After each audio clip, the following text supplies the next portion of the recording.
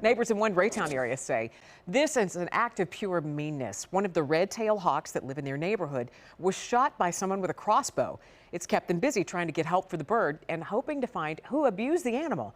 Fox 4's Sean McDowell is live at 68th Terrace in Maple, where homeowners want to know who and why somebody would hurt one of these birds. For sure, Lauren, there's 3 of those hawks who nest in the trees nearby in this Raytown neighborhood, and people like to keep up with them here. And one of the neighbors got a close look at one of those hawks the other day. When he did, he realized that hawk, that bird, had a metal bolt stuck in its head that apparently came from a handheld crossbow, and that was causing that bird a lot of pain. We'll also advise you, by the way, as we begin this story, some of the video you'll see here could be shocking to some viewers. He first landed right up in that tree.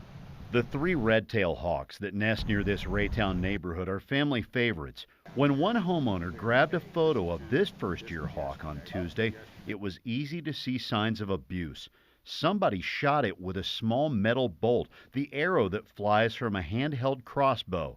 The bird was likely in terrible pain. It is such animal cruelty. Dana McDaniel says these hawks have made neighbors closer. When neighbors called for help, a wildlife expert came, and so did the Raytown Fire Department, as well as a utilities bucket truck. Nobody could trap the frightened animal until the next day. If they're sitting there taking pot shots at birds they're not tame, but they're used to this environment, and nobody ever threatens them. And that little guy, he's never going to be wild again. That's not fair. Red-tailed hawks are protected by federal law. Anyone found guilty of killing a red-tail faces a $15,000 fine and up to 6 months in prison. We have concerns with someone that would do that to a hawk, might do that to your dog, might do that to your cat, or a person for that matter. Surgeons at Kansas City's Lakeside Nature Center removed the bolt, but the hawk's eye is ruined, and he can't be released back into the wild.